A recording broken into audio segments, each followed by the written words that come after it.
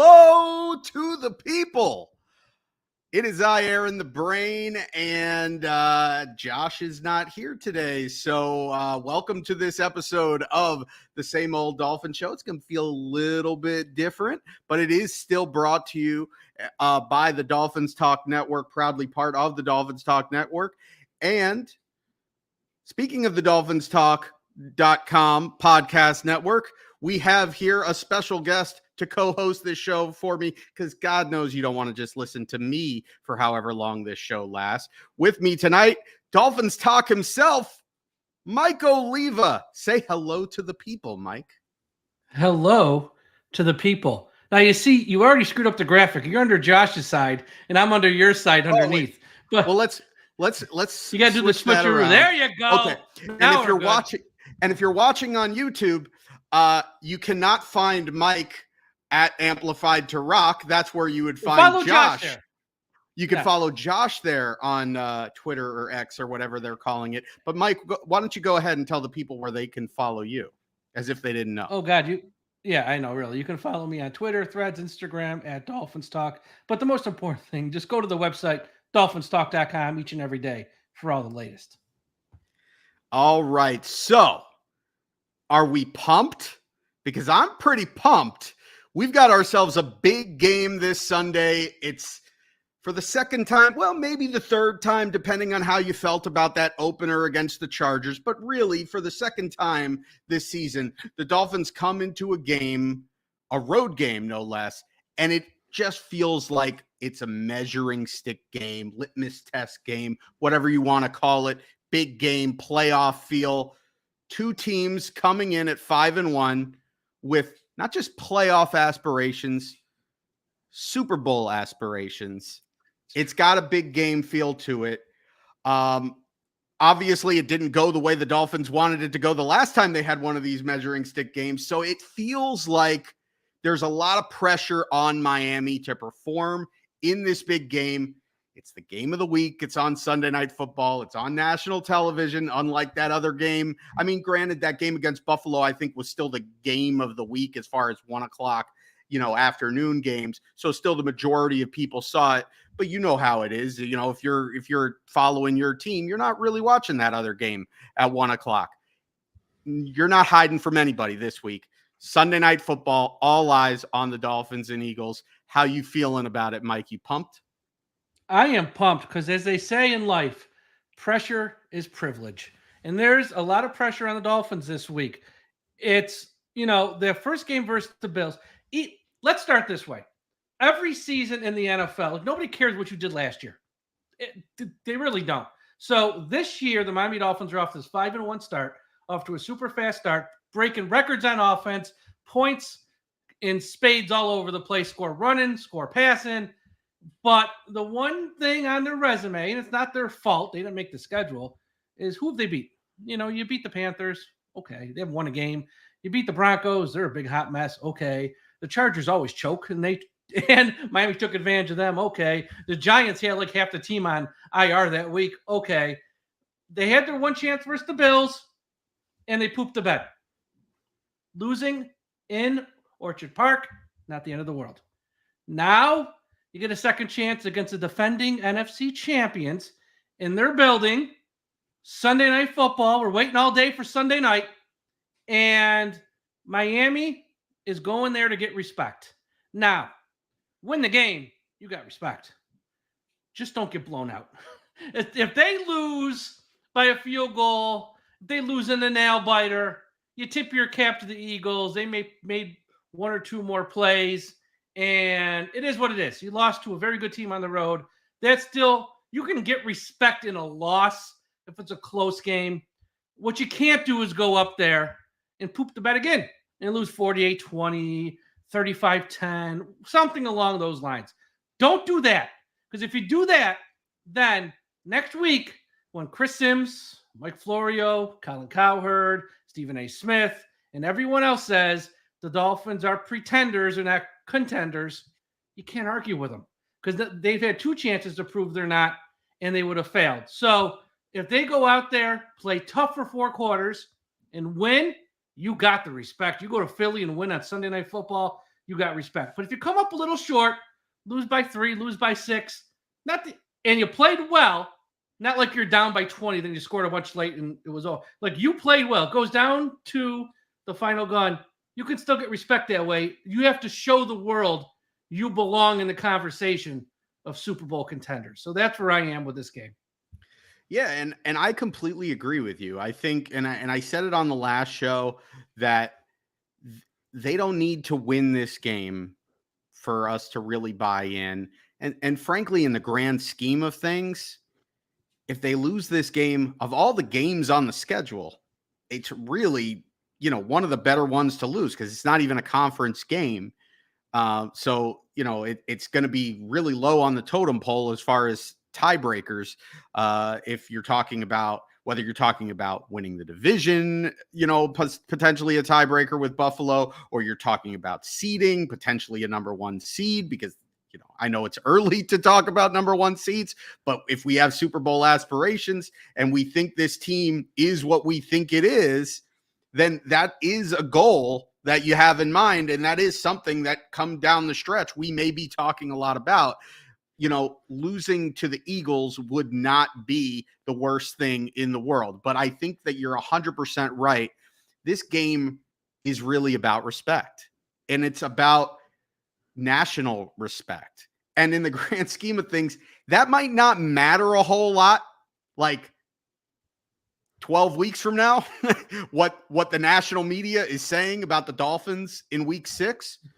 But as a Dolphin fan, and as a sports fan in general, when you go and you turn on talk radio, or you go on and you put on your favorite show that's talking about the NFL, if you lose this game and you lose it convincingly, you're going to hear it all week long. And you really, as a Dolphin fan, you can't even really bitch about it.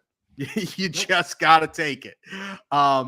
If we lose a close game, you're still probably going to hear it. Fair or not, you're still probably going to hear it. But you may make a few, you may have a little bit of a gripe and an argument. Not that it really matters, but I think we're all at the point now where we're tired of moral victories, and we don't really want that moral victory. And we want to shout from the hilltops that this team is different and that this team is a contender. And this is an opportunity to do that. And granted,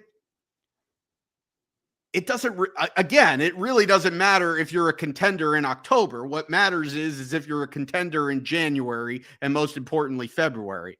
That's what really is going to matter. But for our sanity as Dolphin fans, this would be a really big win for Miami, and it would be a really crushing defeat if they went up there and got their asses handed to them. So I agree wholeheartedly. It really is about respect.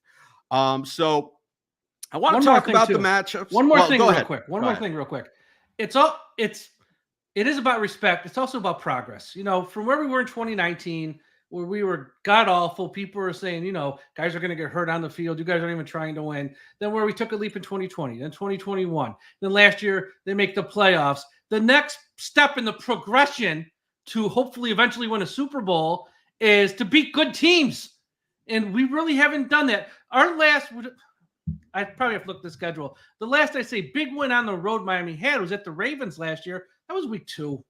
It's nice. Don't get me wrong. It's nice. Great comeback. Great day from Tua. It was week 2. It's nice. Now we're in October, middle of the season, kind of. Week 7 of a 17-game season. Let's go into Philly, who was in the Super Bowl last year and probably should have won it. And let's beat them in their house, because that would show progress and this progression that we need to see from this organization and team to get to the ultimate goal. And if they don't win this week, like I said, not the end of the world. In 2 weeks in Germany, we're going to have another opportunity. But it'd be nice just to get this out of the way this week and be like, we belong in the conversation when you talk about all the top tier teams. Yeah, because if you lose this game, you are going to get another opportunity in a couple of weeks for that measuring stick game. And that one really is more important in the grand scheme of things. And it's a neutral site game. So you'll have less excuses about, winning on the road. Is it tough to win on the road, whatever. But also you're going to hear about it for 2 weeks if we lose this football game. Even if we lose a close game, you're still going to hear about it for 2 weeks about how the Dolphins are good, but they can't really beat anybody that's good. They can't really beat a legit contender. So the Jets just beat the Eagles. Just want to point that out. The Jets. Right. And Zach Wilson beat the Eagles. And the thing is, well, let me ask you a question. Does that say more about the Jets or does that say more about the Eagles? Probably says more about the Eagles. But I'd say this. The Jets beat the Bills and the Eagles.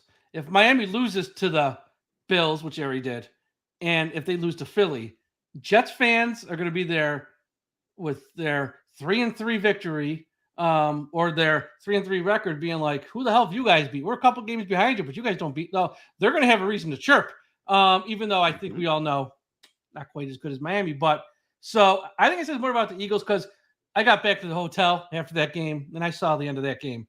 And I don't know what the hell Nick Sirianni was doing. With the Jets have no timeouts. There's like a minute and a half left. If he just runs the ball and punts and forces Zach Wilson to go 60, 70 yards in like less than a minute, that ain't happening. They probably win.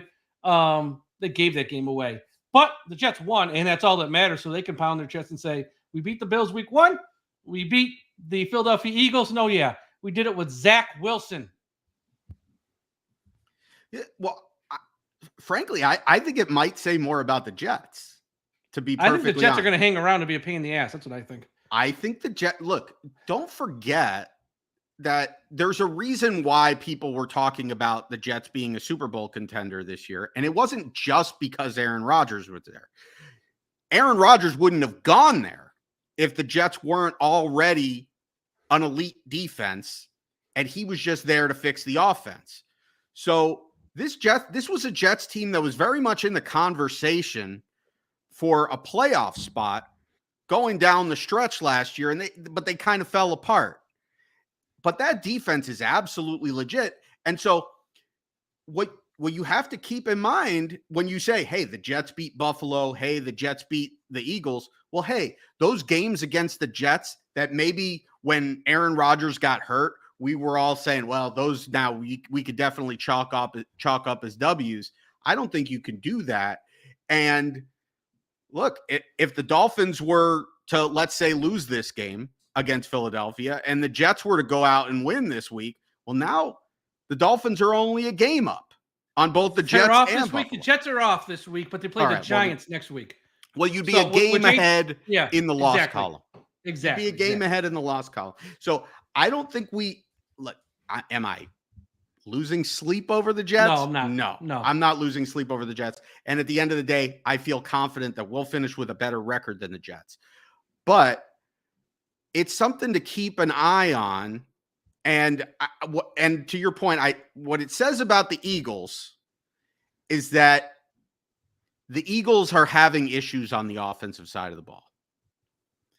Granted, the Jets have a great defense, but this offensive struggle for the Eagles, it's not just this week. They've been struggling for a few weeks now.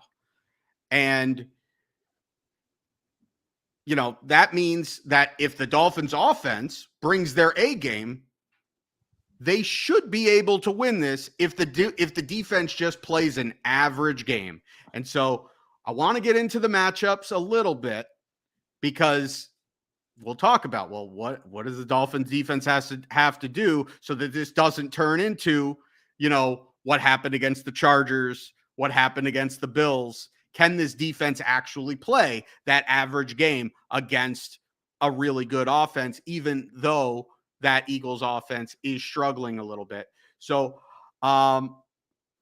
we'll talk about the matchups. What is one matchup, Mike, that you're most looking forward to seeing? Or let me put it this way. What is one matchup that you think will ultimately determine who wins this football game?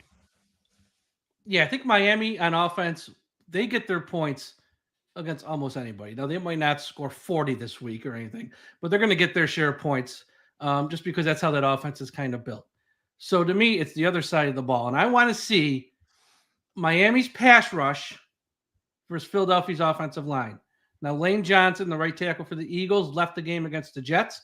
And when he did with an ankle injury, that offensive line, it didn't crumble, but it came pretty close to crumbling. Lane Johnson, the last time he gave up a sack was 2020.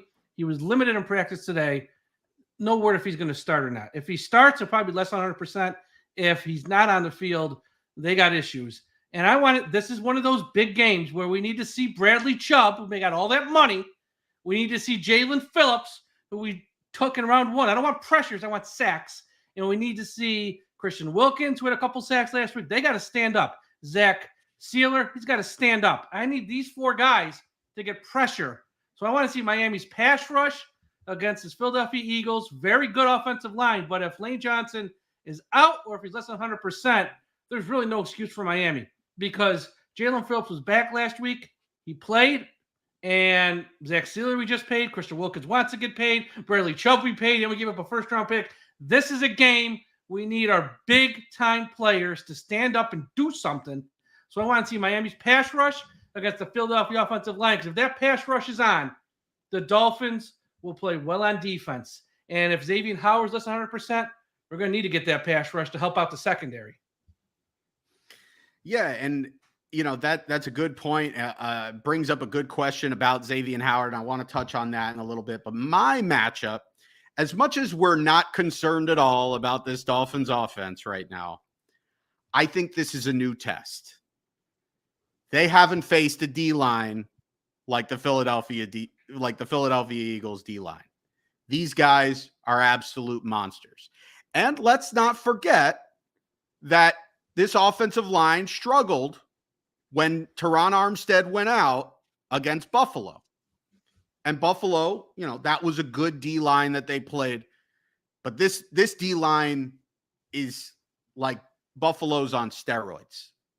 Because those monsters in the middle, they are going to wreak havoc.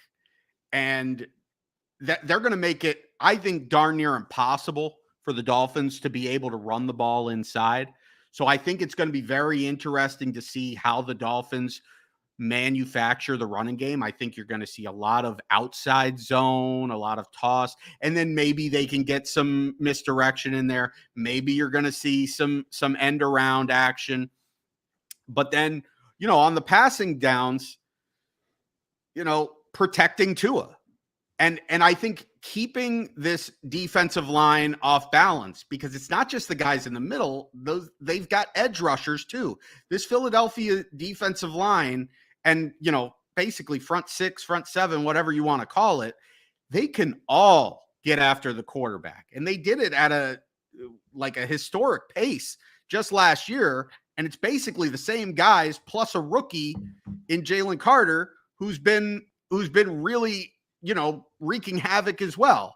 So I think that this Eagles defensive front is going to be a huge test for the Dolphins offensive line. It's a huge test for Kendall Lamb because it's one thing, to play well against the Panthers and against the Giants. Not that those are bad defensive fronts, but it's different to do it against this team. And if Connor Williams, God forbid, does not play, I know we were all, high and praising Liam Eichenberg for having his best game ever. Like that says a whole lot with the bar that he set so far in his career. But if Liam Eichenberg plays in this game and he plays well against Philadelphia, then I'll be a believer in Liam Eichenberg. I'd be very, very concerned if Connor Williams doesn't play in this game. I think the Dolphins need to be able to run the football in this game because I think if they become one-dimensional,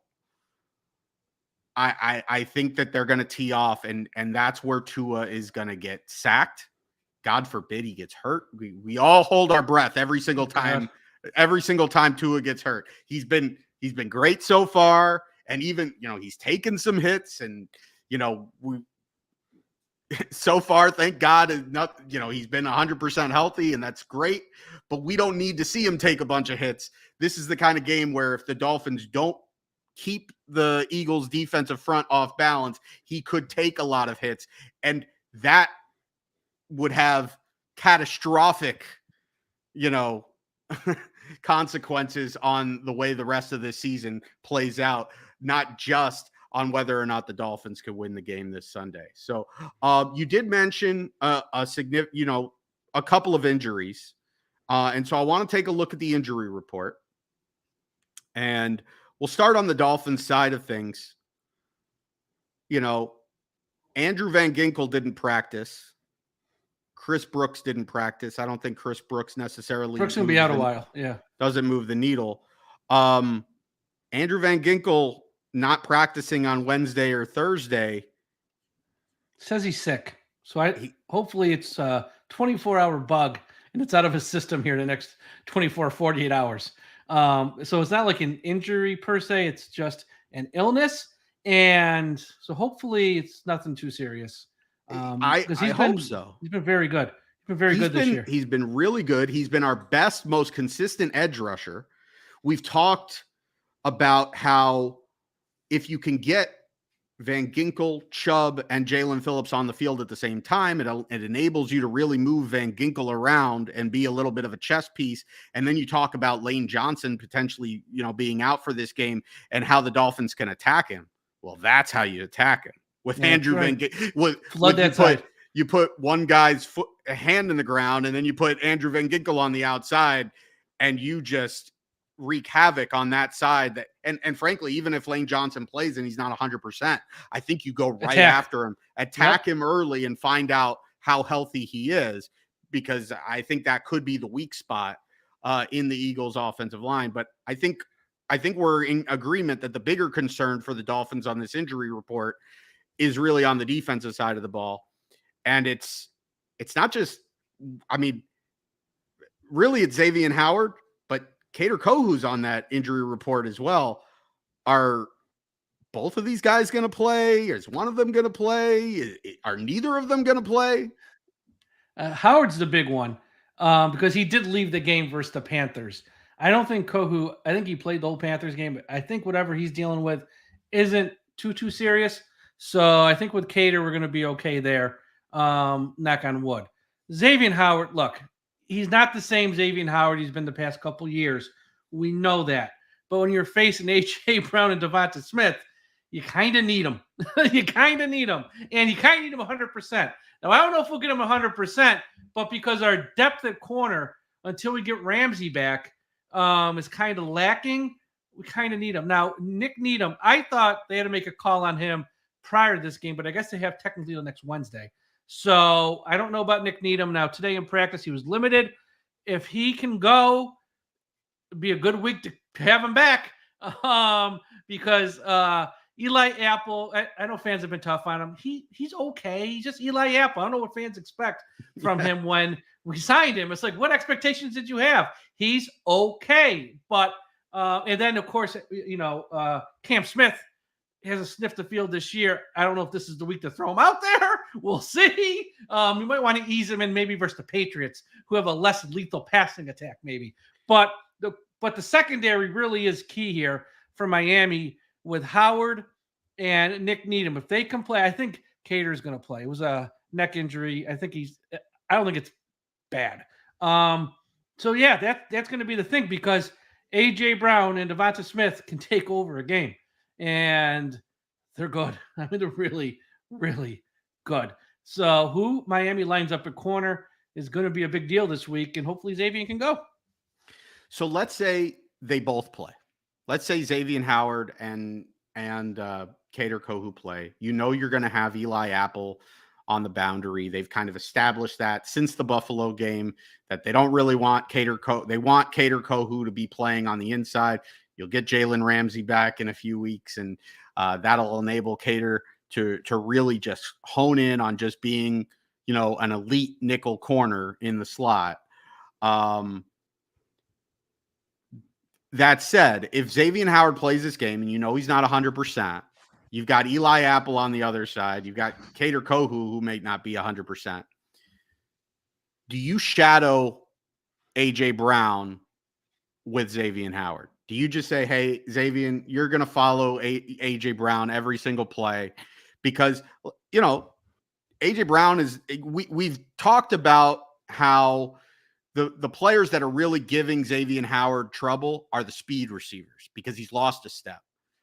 AJ Brown is a different kind of receiver. AJ Brown is a Physical. physically dominant receiver, but he's not going to necessarily blow you away with speed. So I kind of feel like maybe this is a matchup that actually Xavier Howard can bring his A game on. And let's face it, for as much flack as we give Xavier Howard, and it is well deserved. You know, look, you're paying a guy that much money, and he's not really playing at an elite level.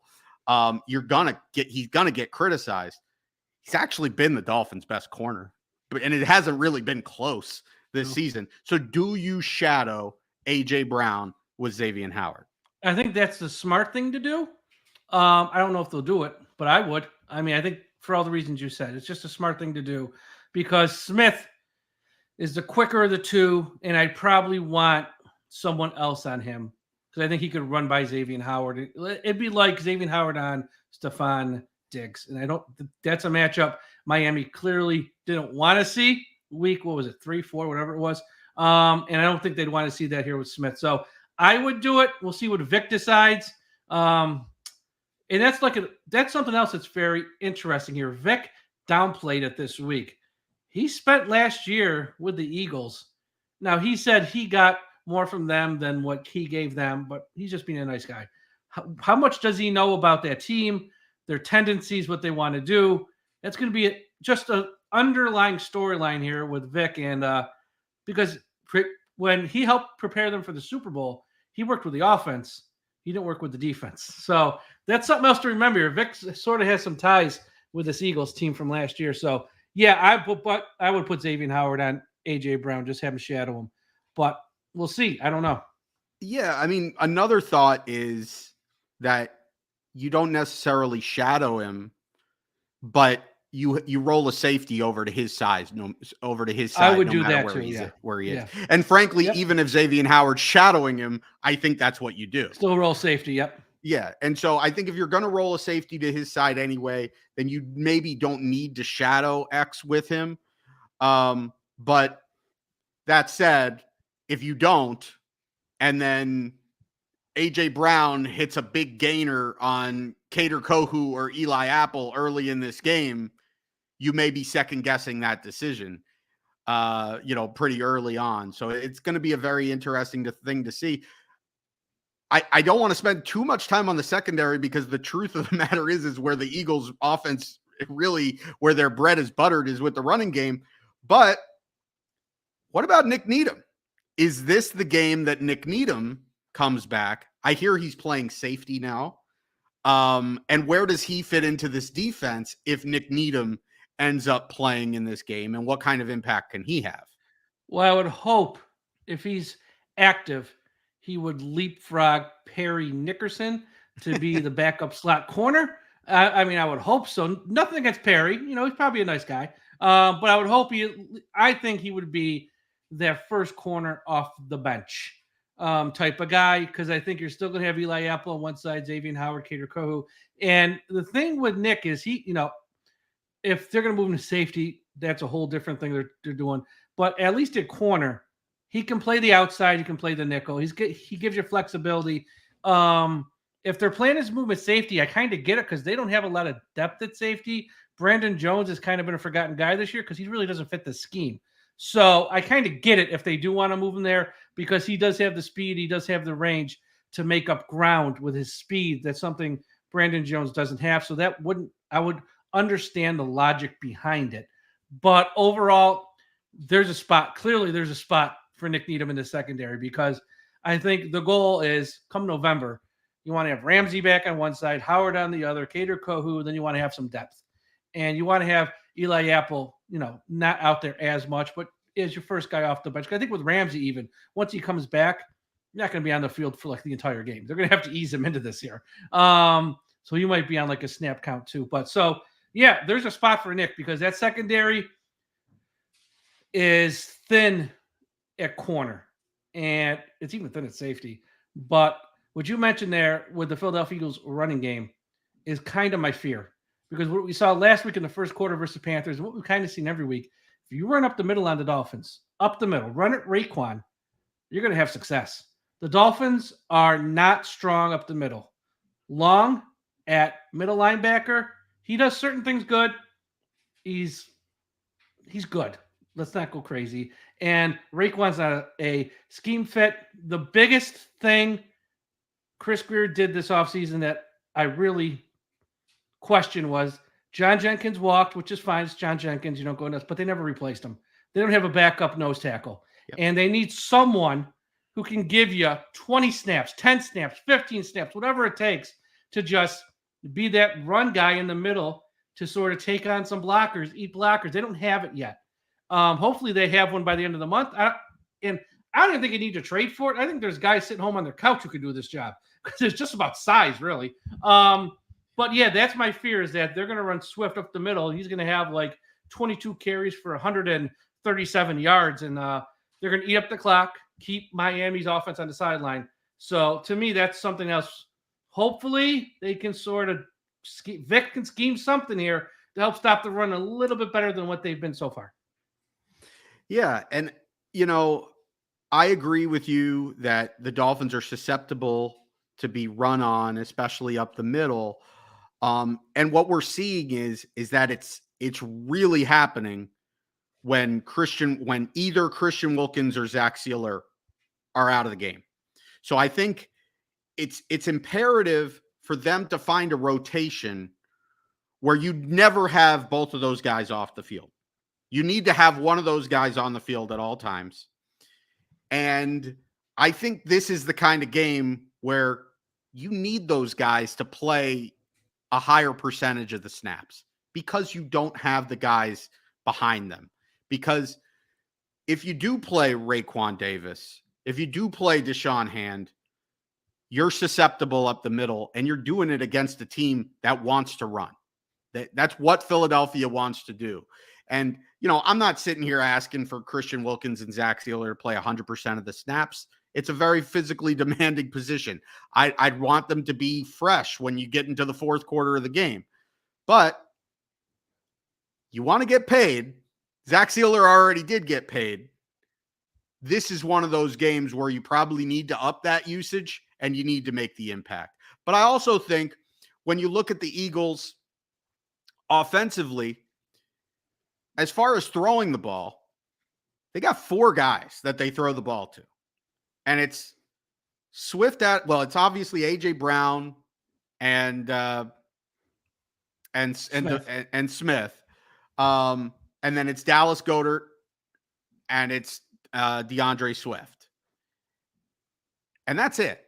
Other than that, they've got 19 receptions from the rest of their roster over the course of 6 games. So that's 3, and none of those guys are putting up big numbers or anything. So those guys aren't beating you.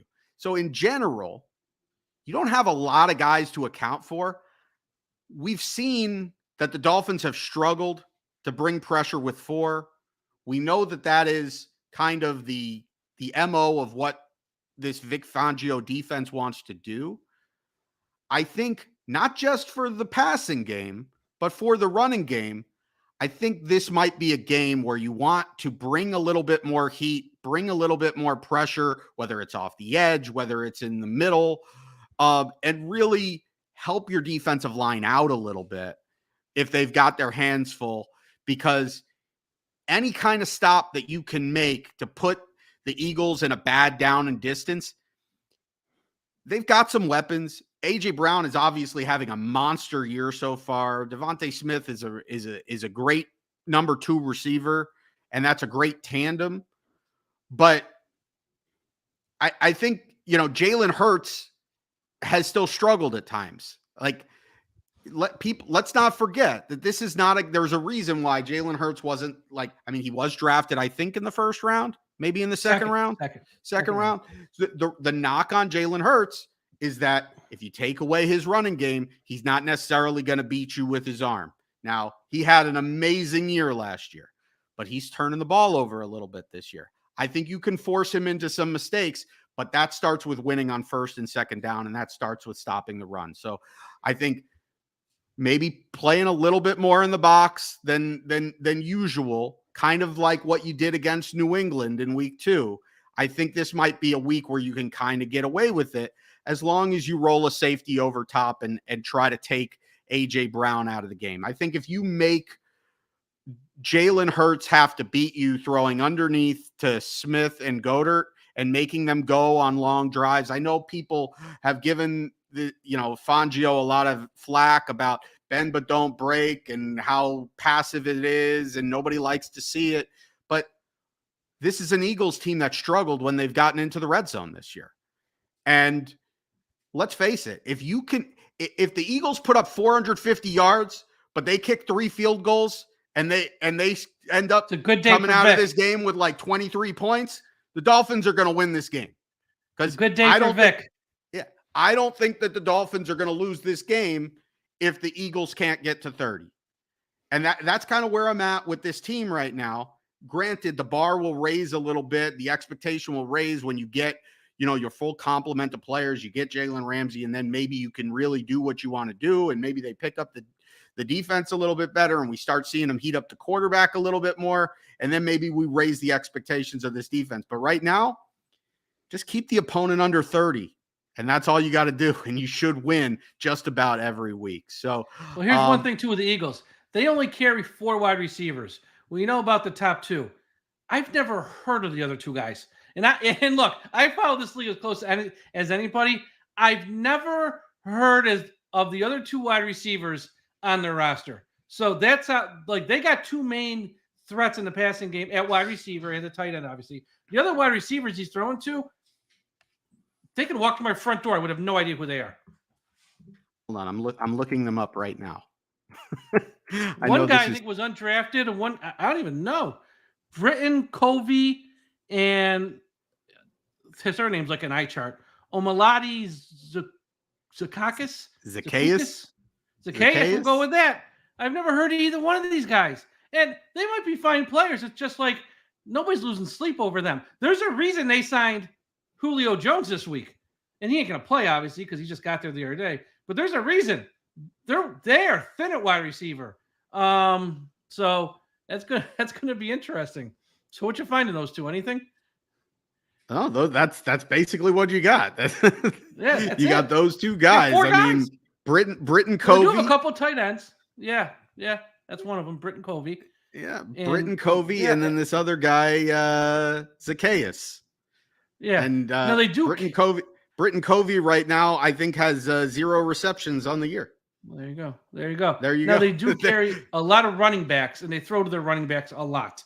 So hopefully Baker and Long are on their games, because they're going to be guys who probably will be responsible for picking up those running backs out of the backfield. They got, I would say, 4 good running backs in Swift, Kenneth Gainwell, Boston Scott, and Rashad Penny. Those are 4 legitimate NFL running backs. So they take their shots down the field with the wide receivers, but they will throw it short to the running backs because they got nothing after those 2 wide receivers. I mean, they got nothing. Yeah. I mean, the other guy, Zacchaeus, this year, he's got 4 catches for 74 yards on 7 targets. I mean, we can't let him He gets a target a game, less than a catch a game. So, I mean, these guys aren't beating you. But again, this just goes to the point of, if you really, and because, Dallas Goedert, he's not beating you over the top. Nope. So this might be a week where, you don't need to play, a bunch of deep coverage. You might want to roll a safety in. You might want to play with an extra guy, and you might want to play with 7 guys in the box because, what are you really worried about? I mean, if you play with 4 defensive backs and you roll a safety and you play 2 high coverage, you're basically taking away the big play from their 2 big time receivers. And, you're basically, now you might want to play a 5th defensive back because you'd rather have a defensive back covering Dallas Goedert. I'm not necessarily, saying we need to play 3 linebackers. Hell, I don't even know who the 3rd linebacker. I don't want to see necessarily Andrew Van Ginkel playing in a bunch of coverage. I don't know that I want to see Channing Tindall play in this game. Although that'd be nice if Channing Tindall played in this game. He never plays, period. Never plays at all. So I'm not. But no, what you're saying essentially is you're going to bet that you can send in a blitzer to get to the quarterback before he can find the tight end. That's what you're hoping on. That we can send in, keep someone else in the box who can get to the quarterback before he finds a tight end who might have a favorable matchup. And I take that bet every day of the week because, like I said, if you take out the wide receivers, who's going to beat you? Let's try to get after the quarterback and put him on his butt before he can find a tight end over the middle in a somewhat of a favorable matchup. So, yeah, Vic, this is good. This is a big game for Vic. This is a big game. I want to see what he's going to do. And I think if you give up the catch up the middle, okay, fine. But if you tackle, it's a first down, but it's not a touchdown. Yeah, you got to tackle. That's what it got, because that's a big question right now with this Dolphins defense is tackling. So just don't allow the big play. And I think this defense is going to be fine. And I think that's what this defense is kind of meant to do. As much as everybody kind of hates on the whole bend but not break, idea, I think generally speaking, it's a good strategy. As long as you don't break, as long as you're not giving up the touchdown. If you're going to let them drive all the way down the field and then they score the touchdown, well, then, it doesn't really work. But I do think this is a sort of a bend but not break, but also bring pressure and kind of force their hand a little bit. Don't just sit back. Don't be passive. Make Jalen Hurts have to think a little bit. Rush that clock for him by bringing the pressure. So I want to get into our, hashtag one hot takes for the game, and then obviously make our final score predictions. But before we do, Mike, why don't you tell the people a little bit about Caldera Lab? Caldera Lab is the best. And here's why. They have taken the men's skincare game and they have sort of turned it on its head, and they've sort of taken over this world. Because when it comes to skincare products, for decades, it's been aimed towards females. No one's really taken it and sort of shaped it towards men. They figure men don't care. They'll just take a shower, wash their face real quick, and out the door they go. But no, we're living longer. We want to look good for our spouse, significant other. You want to look clean when you're going to the office. You want to have a clean face. You want your skin to be soft. And Caldera Lab, go to their website, calderalab.com. Use the promo code DolphinsTalk, save 20% in your order. They got so many great products, like the eye serum, which helps with the bags under your eyes and with the crow's feet around your eyes to make you look a little younger. They got the base layer for your face. They have an exfoliating soap for when you're in the shower. And they got the beard. It's called the beard, which is a beard oil to help keep your skin silky smooth around your beard and have your beard be silky smooth as well. They have so many great products for men. And here's why they're the best. They know men are lazy. They're not going to put a lot of time sitting there in the bathroom, putting stuff, put on the one thing, rinse it off, put on something else, rinse it off. No, all their products are pretty simple. It takes 1 minute in the morning and it takes 1 minute at night. You just put it on, rub it in, and you're done. CalderaLab.com, promo code DolphinsTalk, save 20% on your order. So we've got this big game. We've talked a little bit about the matchups. Let us know if you're watching on the YouTube page. And remember, you could always watch us on the YouTube page, Dolphins Talk on YouTube. Make sure you like and subscribe this video and make sure that you're signed up for notifications when we go live so you can join in on the fun on YouTube. If you are on the YouTube page, let us know what your hashtag, or if you're watching on the I am a Miami Dolphins. Yep. Yeah, the I am a Miami Dolphins fan page on Facebook. You can be watching this live and you can get in on the chat and you can, let us know what you think. What is your hashtag one hot take for this game? Mike, well, before Mike gives his hashtag one hot take, I need to address this comment here from Nick Stanton. And Nick Stanton was one of our winners of the 2022 our website Military Fan of the Year contest. So Nick's been a longtime listener to our site, and he was one of the two honorees who was brought in the field last year for his service in the military and won the 2022 Dolphins Talk Military Fan of the Years. So we love Nick. Okay. That's a nice comment.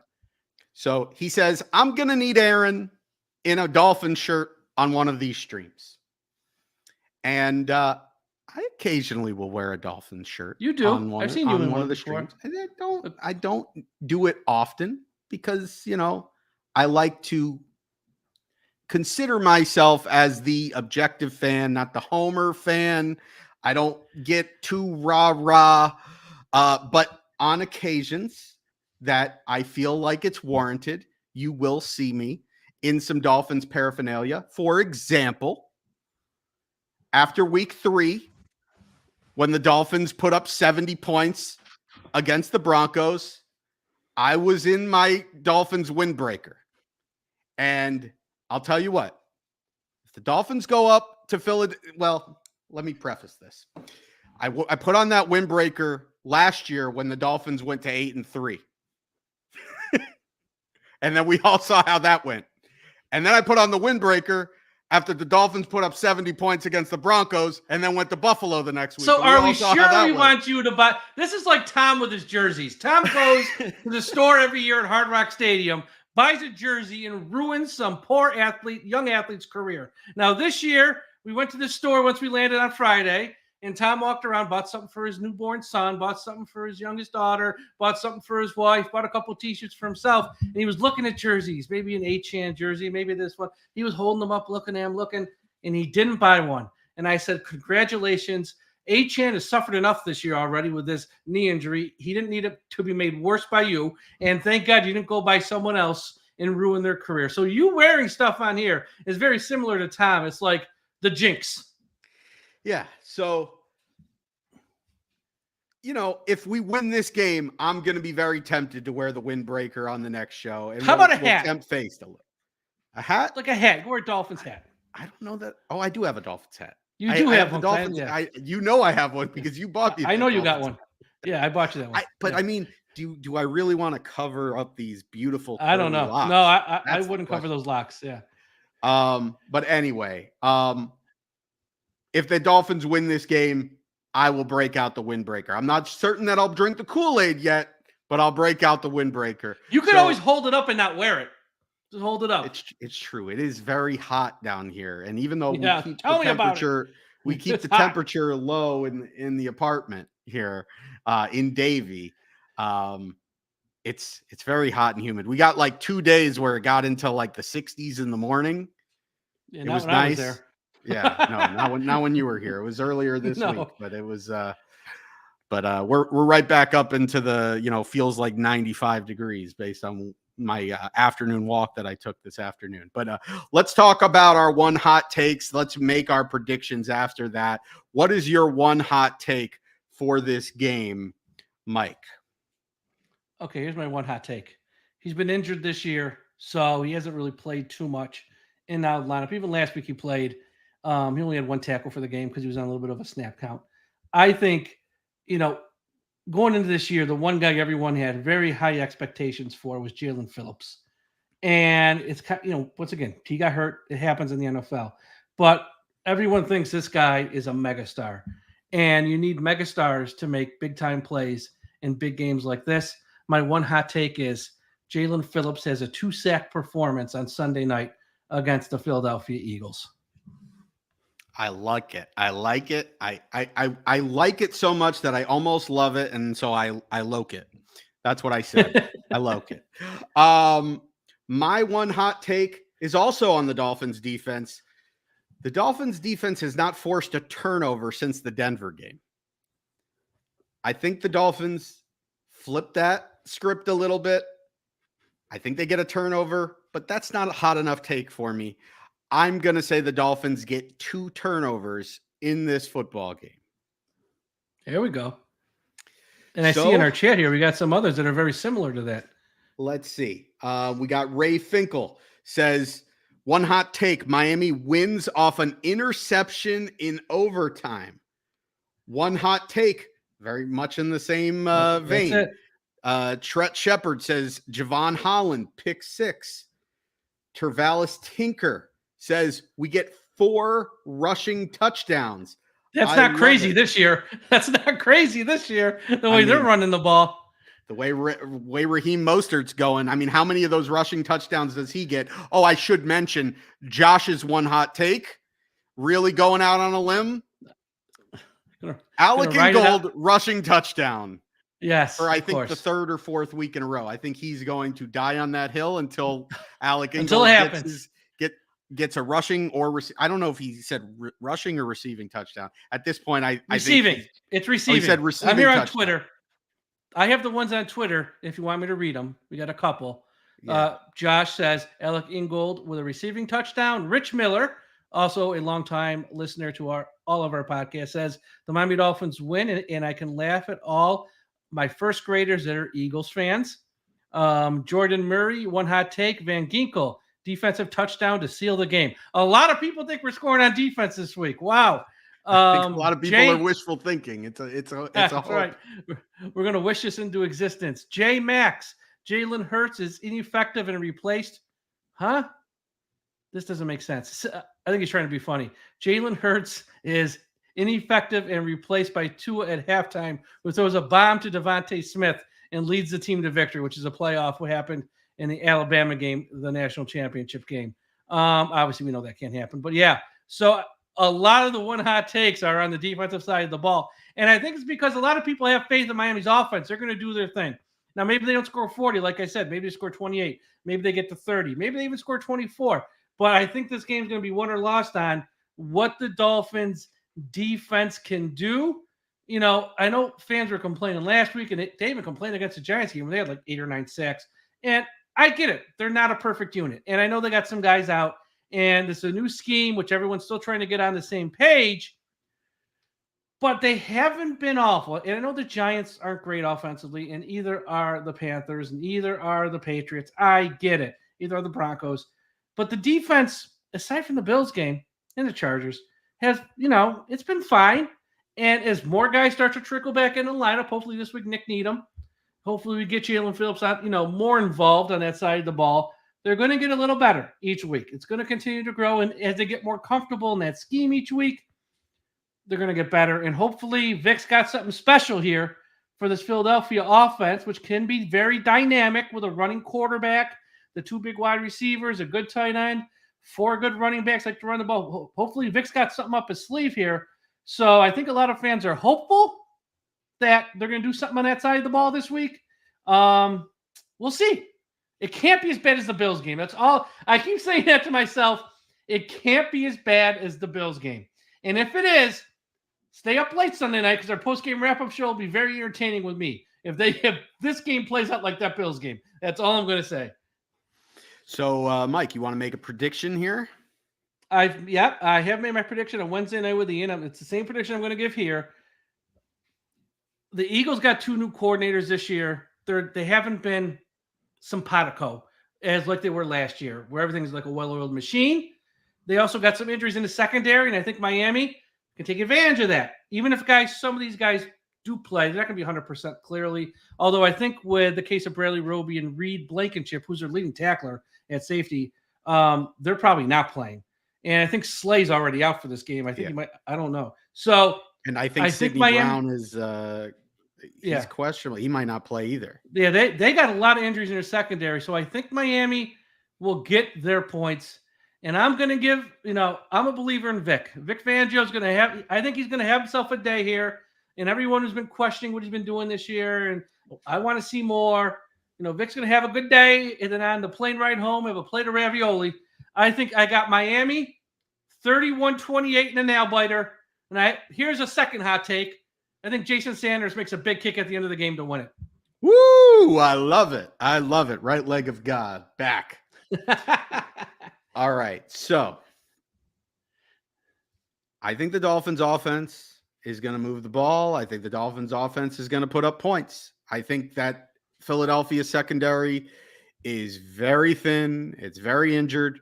But I worry about that Dolphins offensive line against this Philadelphia front. I don't think it's going to be as easy as a lot of people are thinking because of how thin the Eagles are in the secondary.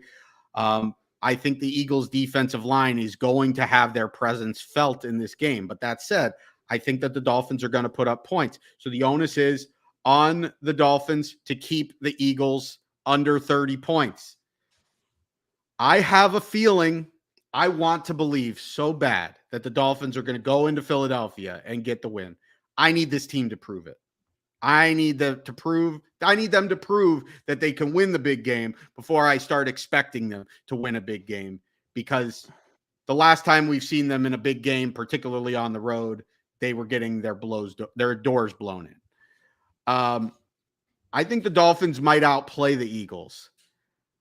For some reason, I think that the Dolphins are going to lose this game 30-29, and that the difference in this game is going to be a couple of aggressive decisions to go for two. Okay. Once on a questionable decision, and then a second time on trying to make up for that questionable decision. And then at the end of the day, the Dolphins will lose by 1 point, 30-29. And the GOAT of the game is going to end up being Mike McDaniel. I hope I'm wrong. It's just a hunch. I feel like this Dolphins team is going to find a way to lose until they show me that they can win it. I've got the Eagles winning this one 30-29. Mike McDaniel is a wild card because last year he had more than a few wacky decisions in games. This year, they've been so good on offense. There's been one or two, but nothing that would drive you nuts.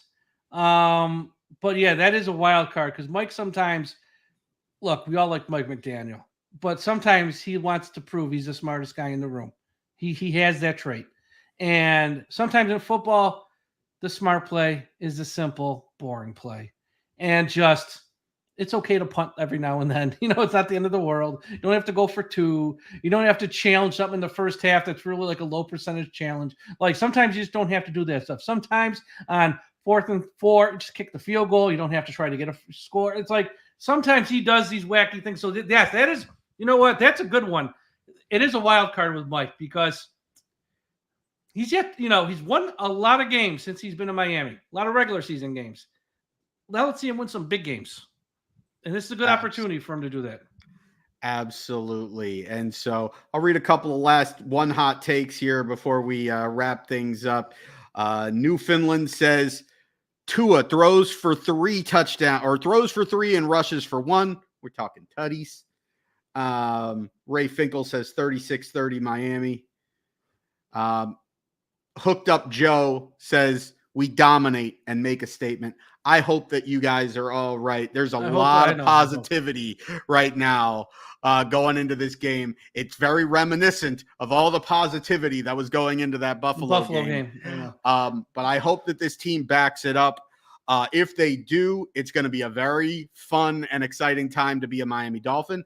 Even if they lose, it's still a very fun and exciting time to be a Miami Dolphin fan because let's face it, even if they lose this game, it's not the end of the world.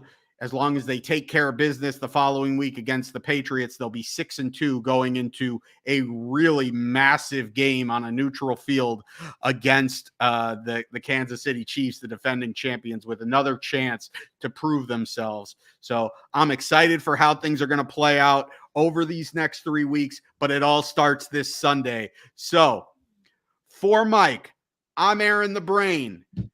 For the entire Dolphins Talk family, take care of yourselves and each other. And as always, go Dolphins! Just win, baby.